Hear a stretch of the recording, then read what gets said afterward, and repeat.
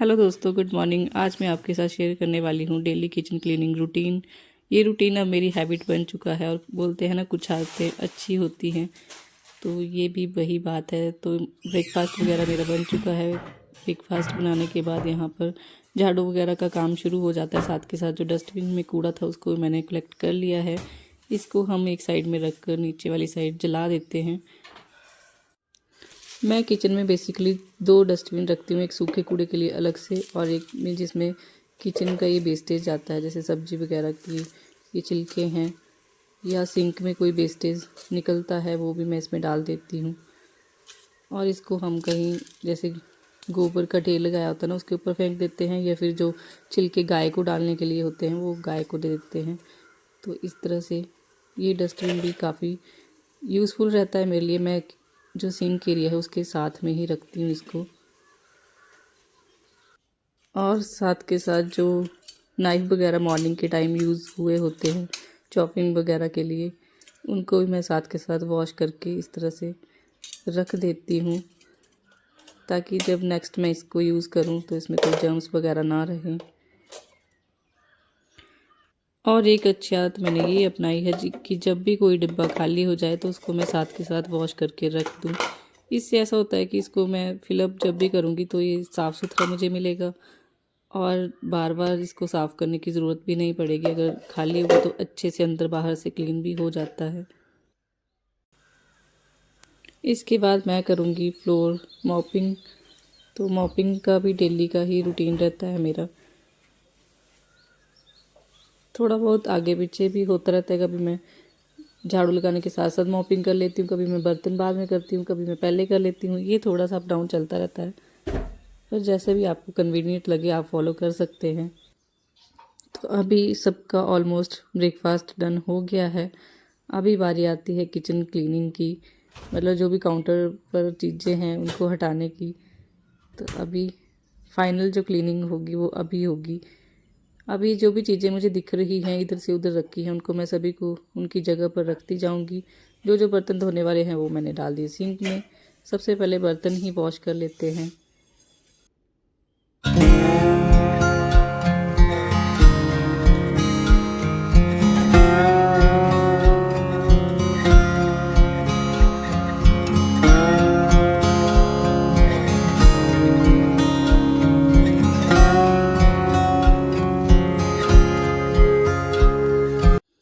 जैसे बर्तन वगैरह मैं वॉश करके हटती हूँ उनको साथ के साथ जहाँ पर उनकी जगह है वहाँ पर रख देती हूँ।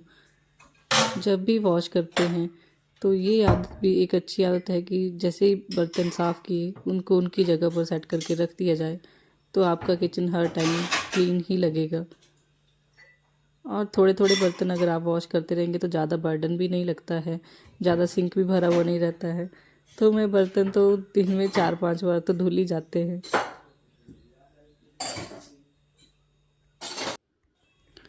और अभी बारी आती है सिंक को क्लीन करने की। सिंक को मैं 2 टाइम क्लीन करती हूँ, एक मॉर्निंग के टाइम और एक डिनर के बाद। मतलब अच्छे से क्लीन कर देती हूँ इसको। तो यहाँ पर जो भी वेस्टेज होता है, मैंने आपको बताया कि मैंने डस्टबिन रखा है सिंक के साथ में, तो इसमें मैं डालती रहती हूँ। इसके साथ ढक्कन भी लगा है, तो ऐसा है कि मॉस्किटोज़ वगैरह का ख़तरा भी नहीं रहता है। तो आप इस तरह के कोई भी डिब्बे का यूज़ कर सकते हैं। छोटू सा डस्टबिन जरूर से हैंडी रखिए अपने सिंक के पास। उसके बाद सिंक को क्लीन करते हैं। सिंक को क्लीन करने के लिए कभी कभी मैं सोडा यूज़ कर लेती हूँ, कभी कभी सॉल्ट का यूज़ कर लेती हूँ, कभी कभी मैं विम लिक्विड से भी इसको क्लीन कर लेती हूँ। अभी बारी आती है डस्टिंग की। तो यहाँ पर देखिए, फ्रिज के ऊपर, फ्रिज के बाहर सारे में डस्टिंग करूँगी मैं अच्छे से, क्योंकि फ्रिज का आपको पता ही है, बच्चे हैं, हमारे भी हाथ लगते रहते। तो हमारे फ्रिज का कलर कुछ ऐसा है कि इसमें अगर ज़रा सा भी हाथ लगा होगा ना, निशान पड़ जाता है और दूर से दिखाई देता है। तो इस तरह के डार्क कलर का फ्रिज नहीं यूज़ करना चाहिए। अब जब भी नेक्स्ट लेंगे हम तो थोड़ा लाइट शेड का ही लेंगे। उसके ऊपर पता नहीं चलता है अगर हाथ वगैरह भी लगे होंगे, और इसके ऊपर तो दूर से दिखाई देते हैं, इतना डार्क कलर है ना ये। पर चलिए कोई बात नहीं, हम इसको साथ के साथ क्लीन करेंगे।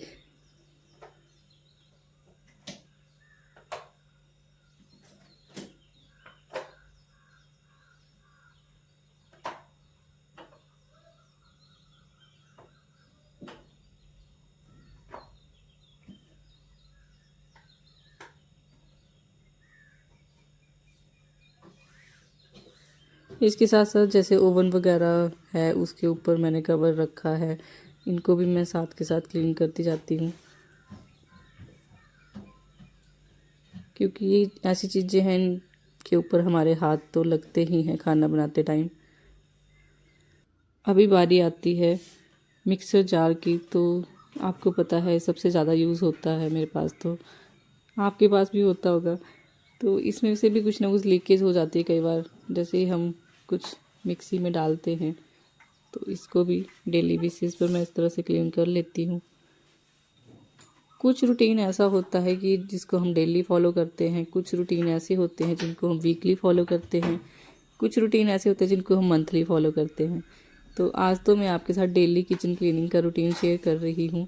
नेक्स्ट मैं आपके साथ वीकली किचन क्लीनिंग का रूटीन भी शेयर करूँगी, जिसमें मैं डीपली क्लीन करती हूँ कुछ चीज़ें, और कुछ एक चीज़ें ऐसी हैं जिनको मैं मंथली बेसिस पर क्लीन करती हूँ, वो भी मैं आपके साथ शेयर करूँगी। आप मुझे कमेंट कीजिएगा कि आप देखना चाहते हैं। अभी बारी आती है काउंटर टॉप को क्लीन करने की। तो ये जो मैंने सेल्फ्स वगैरह रखी हैं, इनका एक बेनिफिट ये होता है कि इनको हटाकर नीचे से अच्छे से क्लीन कर सकते हैं। जो भी हमारे फूड पार्टिकल्स हैं वो नीचे कई बार चले जाते हैं, तो इनको हटाकर इस तरह से अच्छे से क्लीनिंग हो जाती है। तो इस तरह की जो सेल्फ्स होती हैं या फिर बास्केट वगैरह बोल सकते हैं, ये काफ़ी कन्वीनियंट रहती हैं और किचन भी हमारा काफ़ी अच्छे से ऑर्गेनाइज रहता है, क्लीन लगता है। तो इस तरह से मैं इनका यूज़ करती हूँ। देखिए कितने सारे फूड पार्टिकल्स थे जो इधर उधर चले जाते हैं। और देखिए ऑयल वगैरह की बॉटल्स वगैरह और जो स्पून वगैरह है वो भी मैंने इस तरह से एक टोकरी में रखे हैं, ताकि इसको भी मैं हटाकर नीचे से अच्छे से क्लीनिंग कर सकूँ।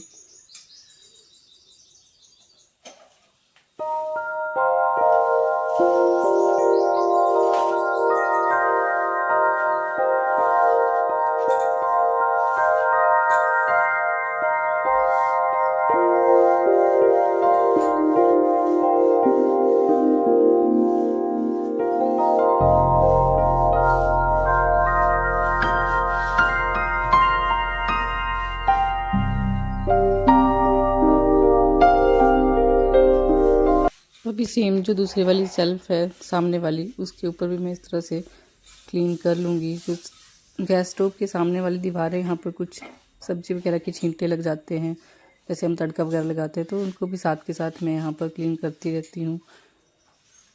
उसके बाद बारी आती है गैस को साफ़ करने की।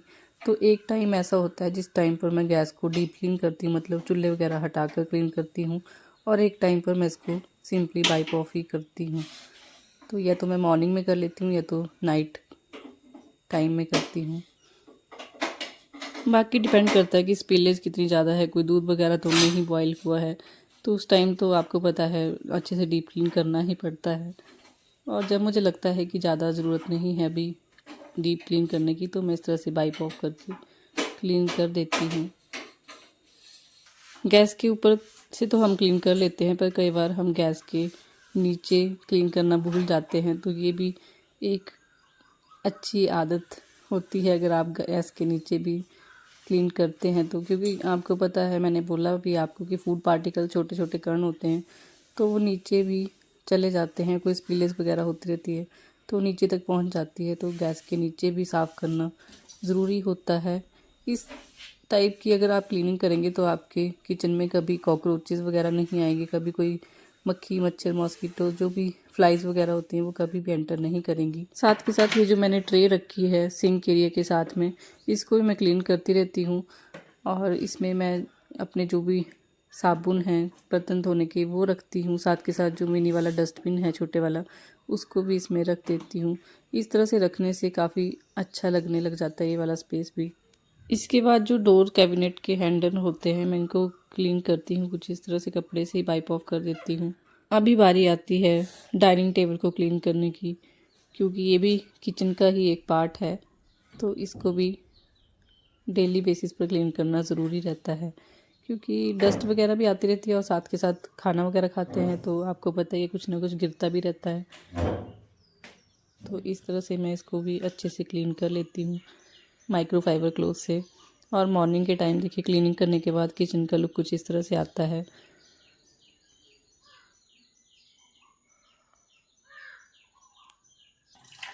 तो जी मॉर्निंग क्लीनिंग के बाद अब बारी आती है नाइट क्लीनिंग रूटीन की। तो नाइट में भी सेम रहता है, कुछ कुछ चीज़ें अलग होती हैं।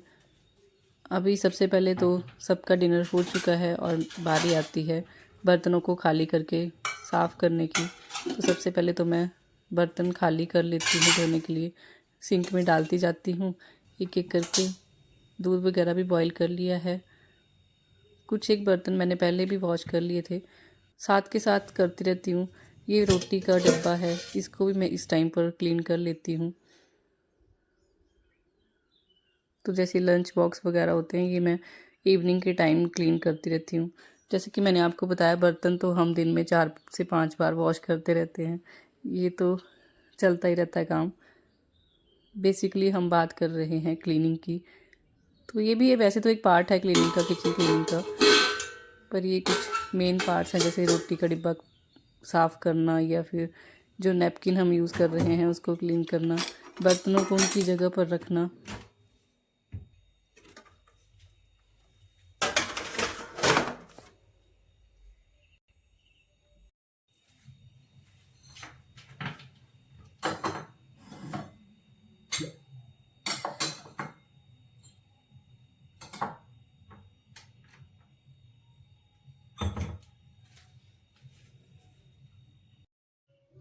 और बर्तन वगैरह धोने के बाद बारी आती है फिर से काउंटर टॉप को क्लीन करने की। तो देखिए गैस की हालत कुछ इस तरह से है अभी इस टाइम पर, काफ़ी ज़्यादा गंदी हो चुकी है गैस और स्पीलेज वगैरह भी काफ़ी ज़्यादा हो जाती है।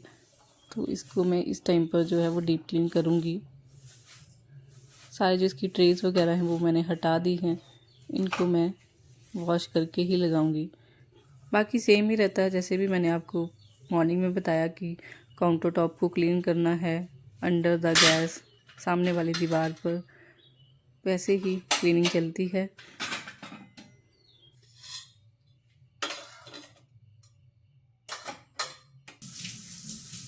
अभी साथ के साथ जो रोटी वाला नैपकिन होता है उसको भी मैं क्लीन कर लेती हूँ, यहाँ पर हाथ से ही मैं इसको वॉश करना प्रेफर करती हूँ। ज़्यादा कुछ साबुन वगैरह मैं यूज़ नहीं करती हूँ, कभी कभी जो बीम मैंने रखा होता है ना बर्तन धोने के लिए, उसको ही मैं यूज़ कर लेती हूँ इसको साफ़ करने के लिए, और इस तरह से अच्छे से क्लीन भी हो जाता है।